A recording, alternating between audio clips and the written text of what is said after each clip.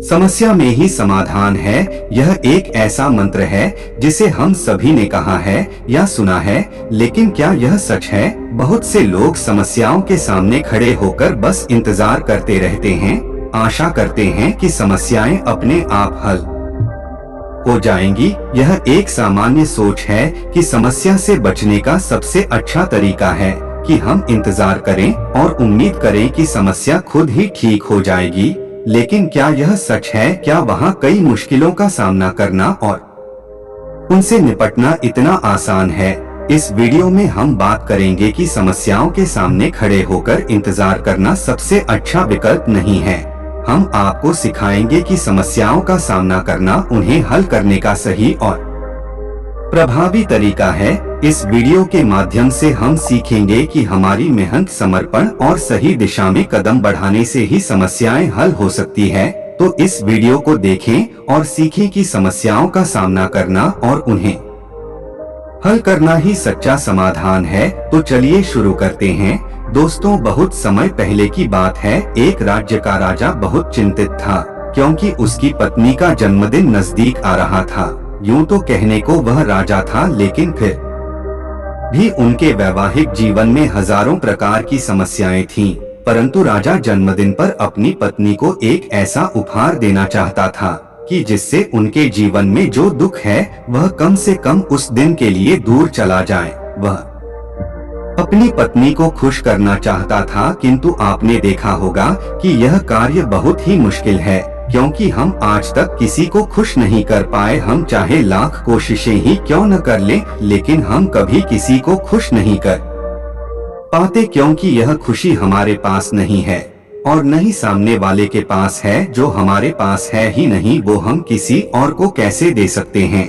अर्थात अगर आपको किसी दूसरे को खुशी देनी है तो सबसे पहले आपको खुश होना होगा, आपको खुश महसूस करना होगा। अर्थात वह खुशी आपके पास होनी चाहिए, तभी तो आप किसी और को खुश रख सकते हैं। एक दिन राजा ने सभी दरबारियों को दरबार में उपस्थित होने का आदेश दिया और साथ ही सभी मंत्रीगण भी वहां पर उपस्थित थे।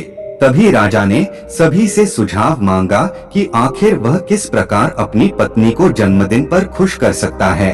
आखिर वह उन्हें कैसा उपहार दे जिस कारण राजा की पत्नी खुश हो सके। वहां पर उपस्थित सभी लोग अपने मन की बातें राजा से बताते हैं, परंतु राजा को वहां पर उपस्थित किसी भी व्यक्ति का कोई सुझाव पसंद ही नहीं आया।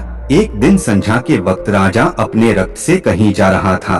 तभी रास्ते में उसने एक बहुत ही सुंदर मूर्ति देखी। वह मूर्ति बहुत ही सुंदर और आकर्षक थी। उसे देखकर ऐसा प्रतीत होता था मानो उस मूर्ति में जान हो। उस मूर्ति को देखकर राजा बहुत प्रसन्न हुआ और वह तुरंत ही मूर्तिकार के पास पहुंचा और राजा उस मूर्तिकार से कहता है, तुम तो बहुत बड़े कलाकार हो, तुम्हारी मूर्तियों में चांद नजर आती है।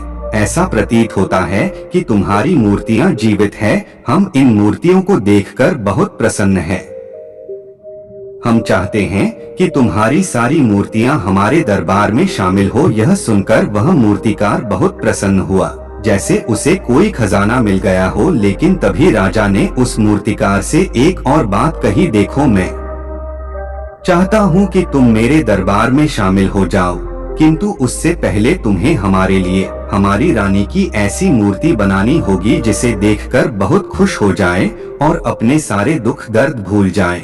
और यदि तुम ऐसा न कर सके तो मैं तुम्हारा सर धड़ से अलग कर दूंगा।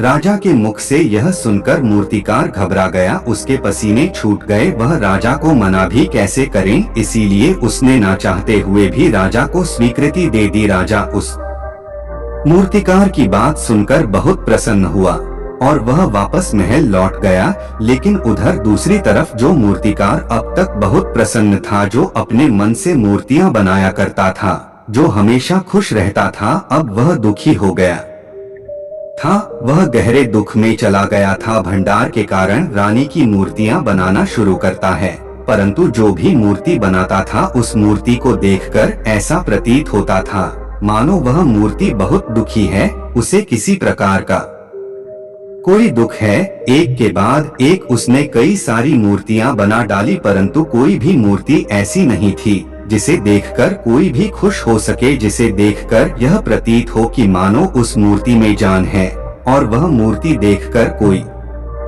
भी अपना दुख भूल जाए। और यह इस कारण हो रहा था क्योंकि मूर्तिकार भीतर से बहुत दुखी था, जो उसकी मूर्तियों के रूप में साफ और स्पष्ट नजर आ रहा था। राजा ने उस मूर्तिकार को 1 सप्ताह का समय दिया था, किंतु 4 दिन तो उसने यूं ही व्यर्थ कर दिया। अब उसके पास केवल 3 दिन का ही समय बचा था, जिसके बारे में सोच सोचकर उस मूर्तिकार का गला सूखा जा रहा था। डर के कारण अब उसके हाथ पैर भी काम करना बंद कर चुके थे। उसके हाथ से हथौड़ी और छीनी तक नहीं चल रही थी, और उसे अपना भविष्य नजर आ रहा था। उसे नजर आ रहा था कि राजा उसे मृत्युदंड दे रहा है। उसके बाद उसके परिवार का क्या होगा, उसके परिवार को कौन संभालेगा, यह सोच सोचकर उस मूर्तिकार का मन बैठा जा रहा था। तभी उसने एक योजना बनाई है। वह अपने परिवार को साथ लेकर रात ही में गांव छोड़कर चला जाएगा।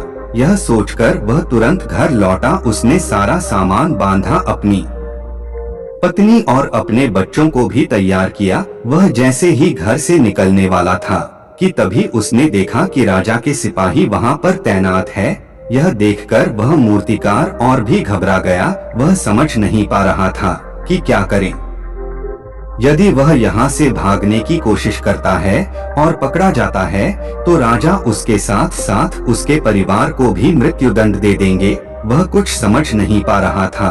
तभी वह जमीन पर बैठ गया और रोने लगा और अपनी पत्नी से कहता है, अब से तुम्हें बच्चों का ख्याल रखना होगा। मेरा और तुम्हारा साथ यही तक था, क्योंकि राजा ने जिस प्रकार की मूर्ति का मुझे आदेश दिया है, मैं उस प्रकार की मूर्ति नहीं बना पा रहा, जिस कारण राजा मुझे मृत्युदंड दे देंगे। वह मेरा सर धड़ से अलग कर देंगे और उसके बाद तो तुम्हें ही बच्चों का ख्याल रखना होगा। इतना कहकर वो जोर जोर से फूट कर रोने लगा। देखते ही देखते रात बीत गई और अगले दिन सुबह सुबह उस मूर्तिकार के दरवाजे पर एक गुरु भिक्षा मांगने आए। मूर्तिकार ने उन्हें भिक्षा लाकर दी तो मूर्तिकार बहुत परेशान लग रहा था, जिसे देखकर गुरुवर उस मूर्तिकार से कहते हैं, बेटा, हमारे जीवन में दुख और सुख तो आते ही रहते हैं। हमारे जीवन में दुख और समस्याएं तो होती ही है, किंतु इन सभी दुख और समस्याओं का समाधान और निवारण भी होता है,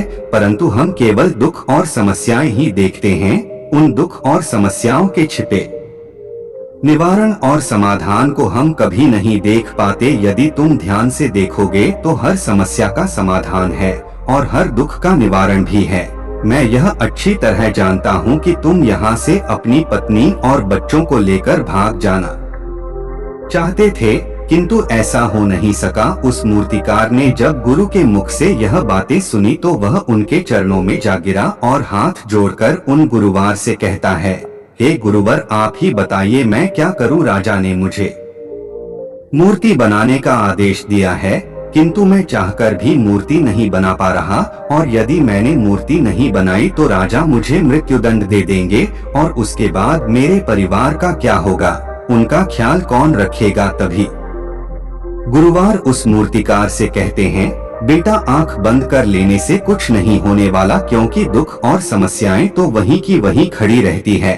ध्यान देने और कम करने से सब कुछ बदल जाता है। यदि तुम केवल आंखें बंद करके या सोचोगे कि तुम्हारी समस्याएं चली जाएंगी, तो ऐसा कभी नहीं होगा।